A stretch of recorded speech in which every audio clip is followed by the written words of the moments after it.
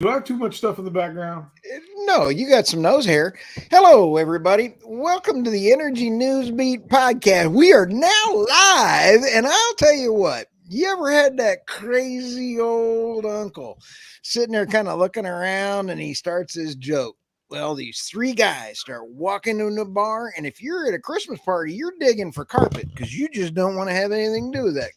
I happen to know the other two guys that are in that. Three podcasters walk into a bar. I've got David Blackman.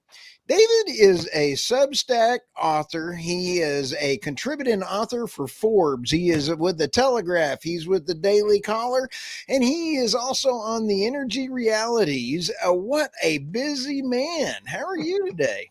Oh, just great. Just great. Just got finished interviewing Doug Robinson, who's spearheading a big modular nuclear project down at ACU. It's such a fascinating topic, but yeah, doing great. It's a beautiful day.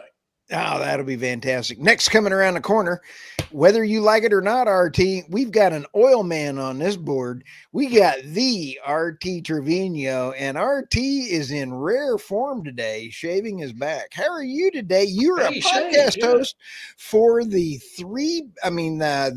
Crude Truth. Yes. You are also got your own Substack, and you are an animal about town. How are you?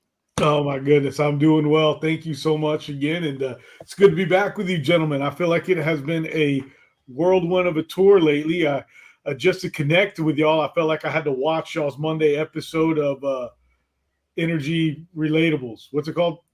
I watched it. Energy Realities. I had to watch Energy Realities just to kind of be like, okay, get back in the groove of whether I've been out in West America or West Texas. It's been a full couple of weeks, and I'm glad to be here. And I will say this, you two definitely hold your own on three podcasters when I can't be here. So you guys are that's right. We definitely know who's talented this year. It's not me. You're the anchor, buddy. We can't do anything without you.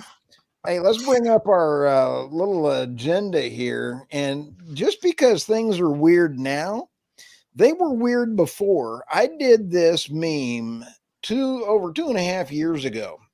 For our podcast listeners, there's a lady screaming in her car, and a dog is throwing up some green barf.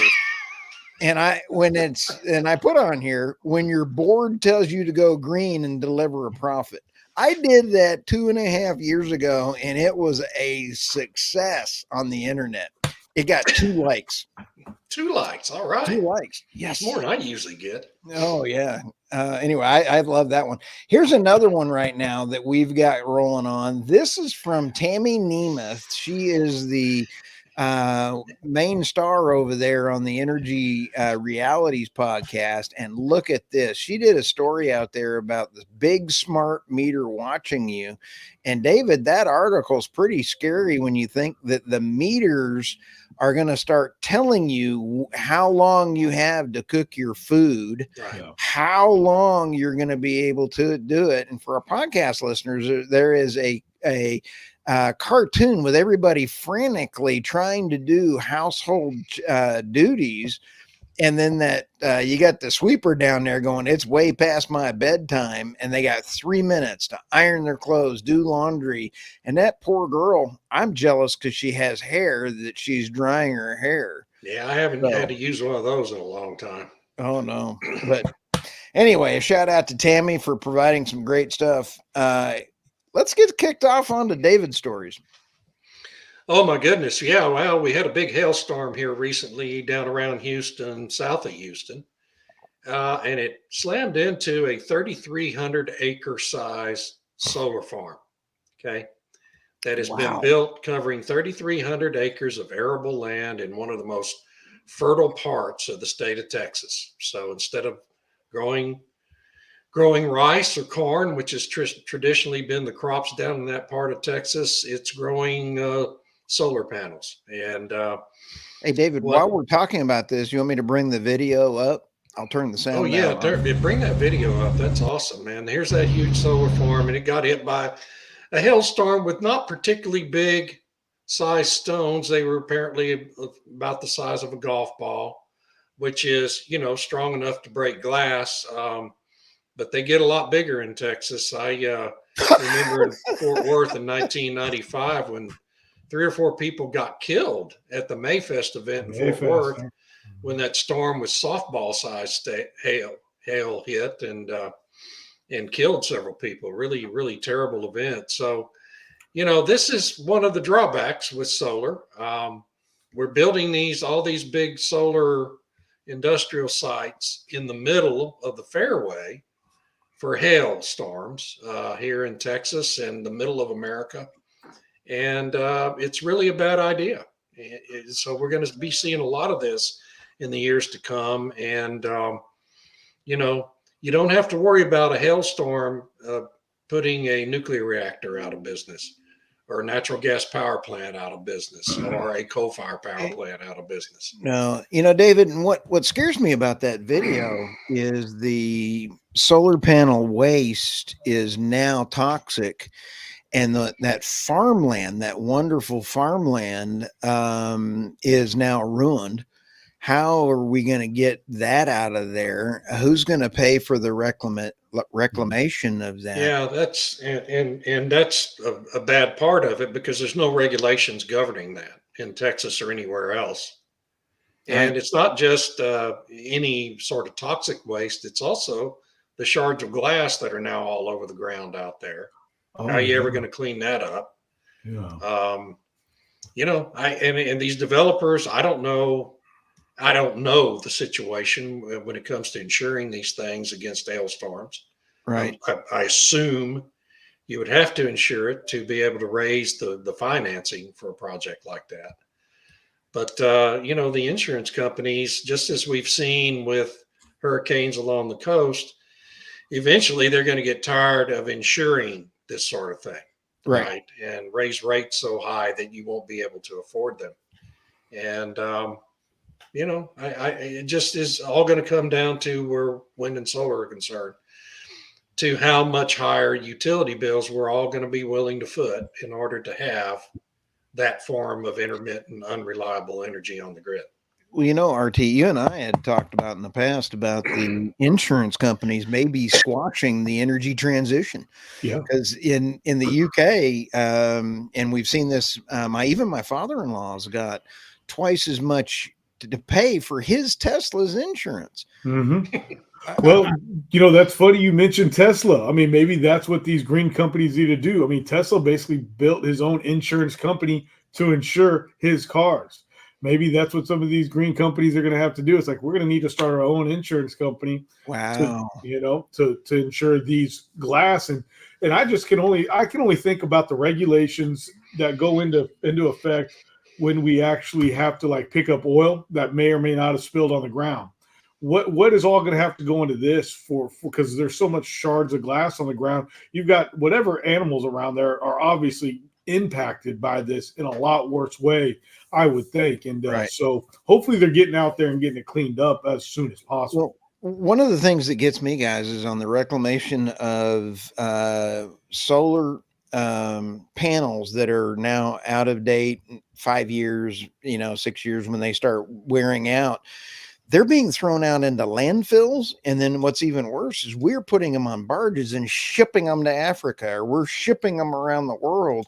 And I think it's despicable as the West is putting our solar panels that were made in China, funded by our taxpayers, shipped here, then they're abused, and then they're shipped back out to be disposed in other countries. Yeah. We are hypocrites. Anyway, enough of that. Sorry. Okay. The U.S. is now producing more oil and gas than as a nation. It's a triumph. I believe David, that's yours. Yeah. More than anybody has ever produced, 13 million barrels a day for the last 6 months, which is 3 million barrels a day more than the second largest producer, Saudi Arabia. And by the way, probably exceeds Saudi Arabia's excess capacity too, because they have a lot of reserve capacity, and people estimate that to be around 3 million barrels a day. So even if Saudi Arabia was to start pumping full out, they still probably wouldn't exceed what the United States industry has managed to do. And we've achieved these record levels of production in the face of a steadily falling rig count. It's down 25% year over year.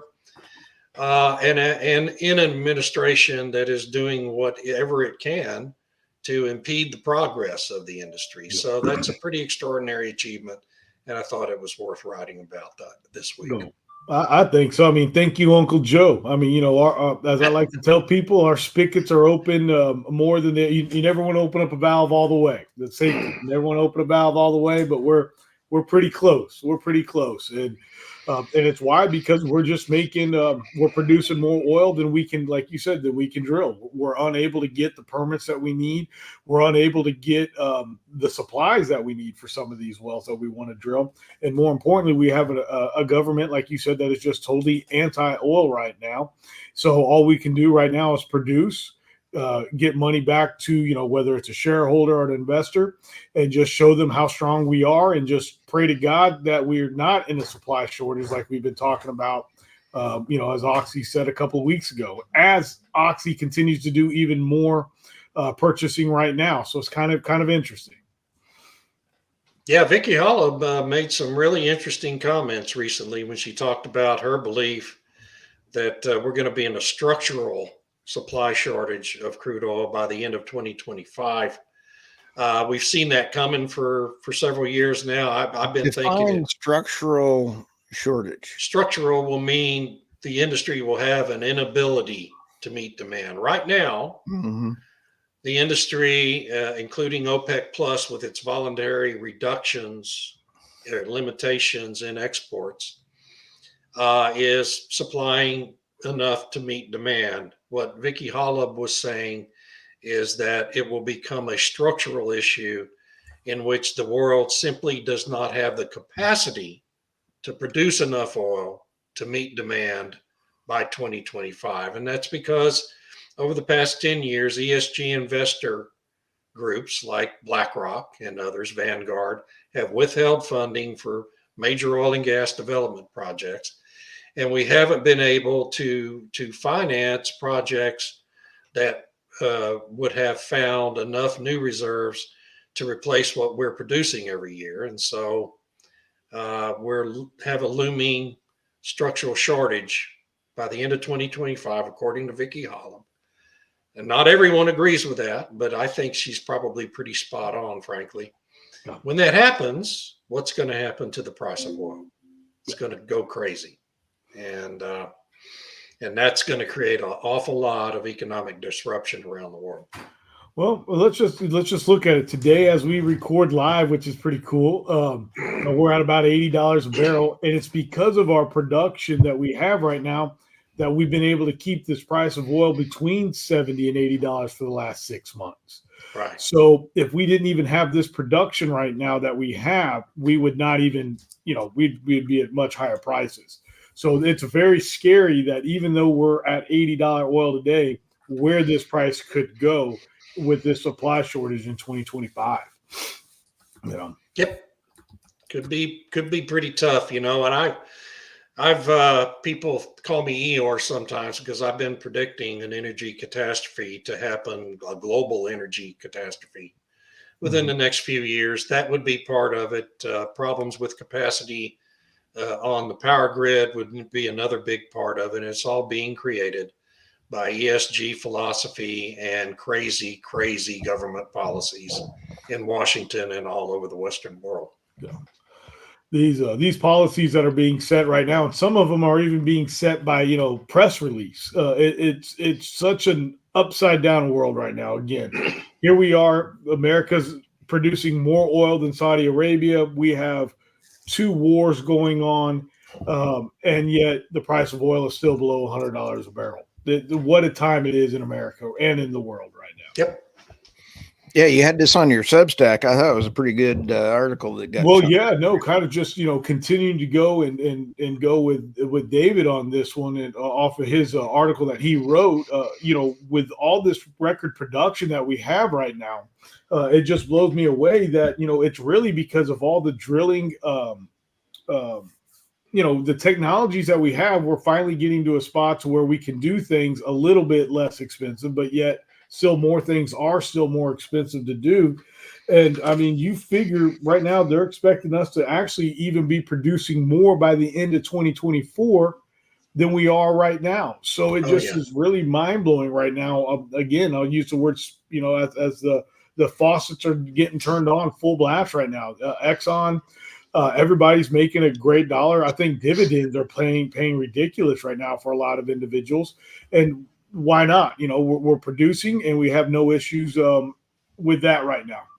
So that's why I really enjoyed that article and had to release it. So if you're not connected to the Crude Truth Substack article, please do so.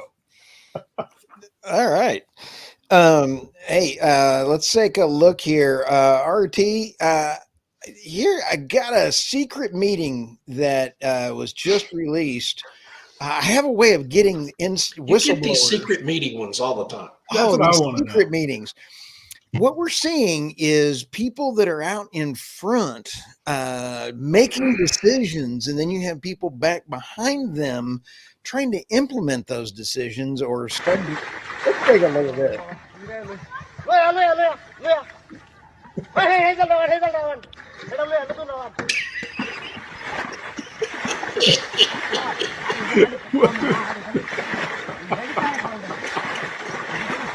For our podcast listeners, there's this poor guy in a dugout, in a canoe, trying to undo the water. And then his wife is, listen to him, he's all mad, and he's going to get He doesn't know why though. he's going to get a bigger pan from her. He's going to hand it to her. Needs a bigger He took the pan. small pan. Put the water back into the boat. Now, tell me, guys, if this is not the Biden energy policy team in action. I think that's exactly it. Yeah, Isn't that the Biden team in action? What do you think? I mean, that's pretty sad. We got two stories here. And the first one is our hearts and prayers go out to all of the folks that were impacted on this mass casualties over there in Baltimore. Yes. And we want everybody we've got 56 live on one of our channels, and we have a bunch other live on another channel. So if you have any questions or insights on this, we sure want to know.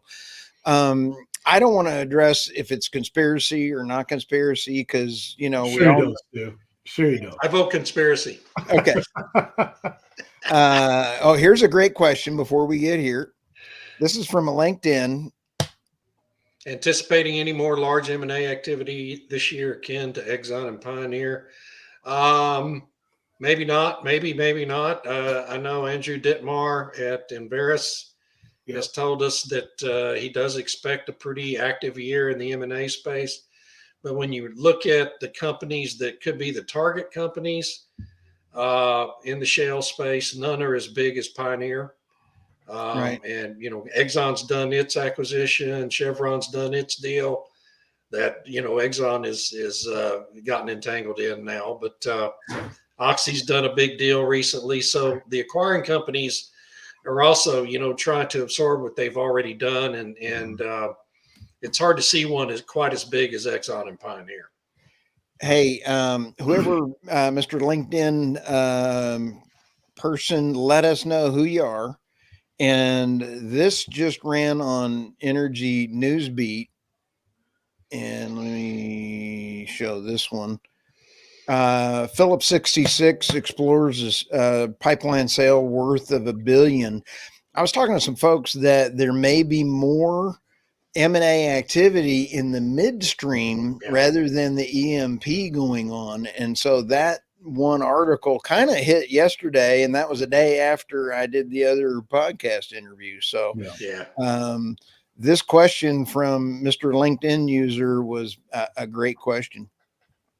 Let's go ahead and bring this up. And if anybody is an expert out there, I did not realize how much that port or that bridge, the Baltimore bridge, actually, it's our largest export for coal. I didn't realize that. And if you haven't seen the video, there's no sound to this video, but let's rewind the video, and you're going to see the ship start moving in here. And I didn't understand this, and you see the lights go out. And David, you had mentioned, where are the pilot tugs? Where is the pilot on this ship? And notice there's no smoke from the What? smokestack during this. And now watch all the black smoke, And it right? looks like He's it speeds restarting up. the engines. He's trying to get the engines because the engines had failed. That's why there was no smoke coming out of the smokestack. You see the black smoke when he's restarting the diesel engines, but it's too late. And then the lights come on and then they go back off for a second. Watch them go back off here, I think. Right. Am I wrong about that? Well, I They saw them gotta go off and again? back on. Okay, they already did that. Okay. So, and again, the smoke stops. That means the engines have stopped and now he's run into the bridge. So there wasn't time once the power came back on for him to Right. the captain to correct course. And so I whatever it is, there's out there folks that are saying that it was one of the best well orchestrated cyber attacks. I have no idea. But yeah, Laura Logan and General Flynn both are Right. saying that. Whoa, General Flynn said it too. yes. Yeah. Oh, wow. And I love General Flynn. He's a good, cool cat. So there's a lot of people that know a lot more than me and better looking. But I don't know. And you sit back and kind of go, I should have had a map in here about how many are in there. So please, any of our listeners out there, if you have any information or you want your opinions on this, let us know. This other story is really kind of concerning. And you take a look at smart meter surge pricing risks punishing the poorest households. And this one is really important to me from the standpoint that the disproportionately impacted communities always get it in the drive-through. Just like Joe Pesci said in Lethal Weapon, you always get it in the drive-through. Well, they're getting it again. And in the UK, from Tammy Nemeth, the Nemeth report gave us this story. And it's amazing to me that the energy policies that are out there are affecting the lower income folks the hardest. Mm-hmm. Always. Every green energy policy hits the poor the hardest because every green energy policy is designed to increase the cost of energy intentionally. Mm-hmm. And that's a regressive tax on every household in the country. And so as a percentage of income, it always impacts the poor the hardest. Sorry, I'm just telling you the truth, folks. I know people get mad when they hear me say that stuff. Fine. No, it's just the truth. That's the truth, David. And everybody doesn't understand that. The crude truth. The crude truth. That's the crude truth. And nobody seems to be worried about that. Why are we holding up? And I'm going to put China in this BS, but China, India, and Africa are the new emerging, continents or countries, right? And there's a lot in Africa. Okay, we didn't get to where we are today by, unicorn, whatever, and fairy. Anyway, I don't know. I don't know that one. We didn't get to where we are. You're not on a rig right now, RT. Yeah, I had to stop myself on both those. So why are we hindering other countries that are not even close to where we are today from having the opportunity to grow into first world countries? And that's what I feel like we're really doing here is we are continuing to keep people down, okay, by continuing to throw this green initiative around the world when here in America, like you said earlier, we're sending our trash to other places and we are the cleanest place in the world that drills oil wells, and yet we want to suppress everybody else from having what we have today. Yeah, that's exactly the complaint that comes from developing countries, that we in the West are trying to deny them the ability to grow their economies using the same kinds of energy that we use to do the same thing. And it's a valid argument. And what do you see coming around the corner here for this next week, David? Oh, I don't know. I wake up every morning and am surprised at the headlines. I have no idea what's coming. I mean, I'm going to be doing some interviews and, we talked to Doug Robinson today. Let me see who I have coming up here. You got a few of them. You've got we got Chris Wright coming up. with Liberty Oilfield Services, Michelle Manook, who's the CEO of Future Coal, the global organization that represents the coal companies around the world.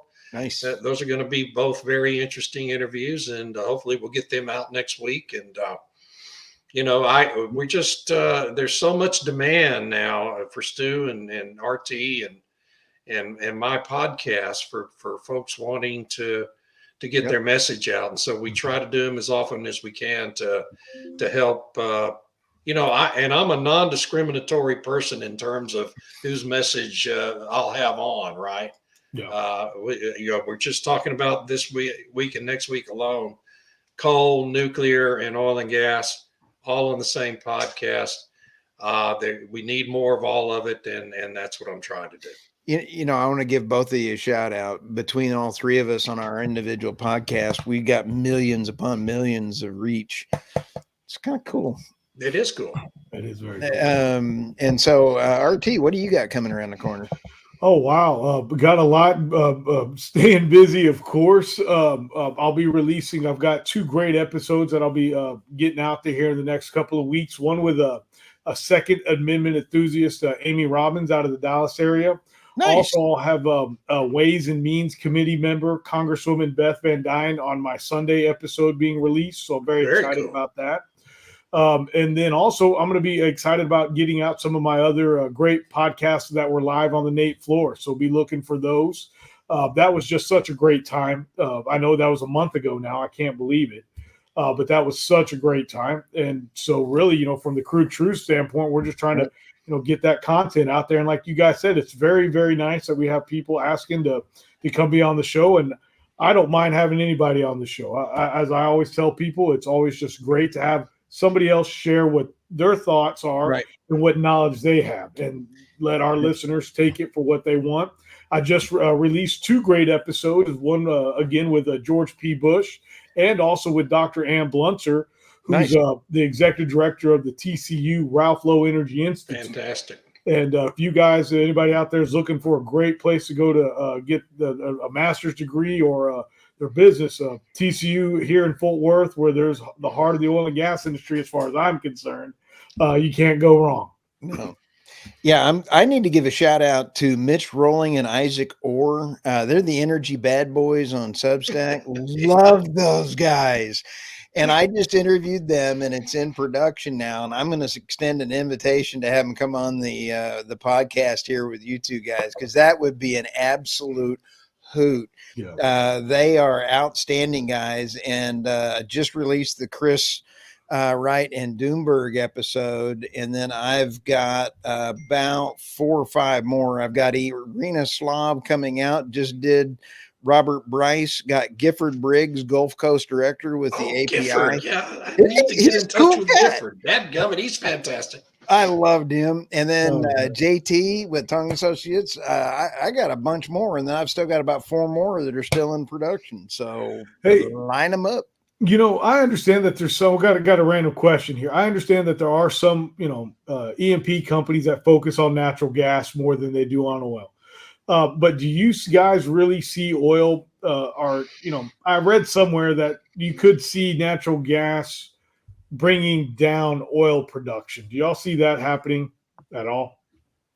Yeah. In what sense? Replacing it? Displacing it? No. Bringing down the production. I mean, I look at oil, and it's like you look at West Texas. We're drilling for oil in West Texas. Yeah. Natural gas just comes. I mean, it comes with it, and that's part of the reason why the price is so low on natural gas right now. It's like, hey, it's coming out. We need to capture it and put it in and put it down. All right. Well, it may be referring to the fact that the longer you produce those wells, the higher percentage content the natural gas makes up, right? Gotcha. It becomes more and more of a gassy production the longer the wells are producing in West Texas. So that may be what they're talking about. But we've only got 110 rigs this week drilling for what we classify as gas wells in the United States. That's an amazingly low number. And because of what's happening in West Texas with all the associated gas, we continue to raise overall national production of natural gas. It's just a phenomenal situation. It is. And you know what's fun is the growth that is going on. Your comment is absolutely wonderful, RT, and that is with the growth of low energy does come wealth, ending of poverty. You get great things like Bitcoin mining off of stranded gas. You get new factories moving into Texas. You get a lot of ancillary things going along with low cost energy. And in fact, Michael and I just talked about Germany being the sick man in the room because their energy policies have caused a deindustrialization of Germany and The the same thing's deindustrialization happening in the UK too. and New York and California. So the poster children are now the sick men in the room. Yeah. So, it's kind of like, where is everything going? So I'll tell you what, we've had 74 just on one YouTube channel here. And it's pretty exciting to have that many folks live with the millions and millions of people that are pigpiling on our podcasts. For David, last word. Adios. RT, last word. Thank you. You said it. Yeah, for the three podcasters and John Wayne over my shoulder, have a great day, guys. We'll see you guys next week. Thank you, everyone.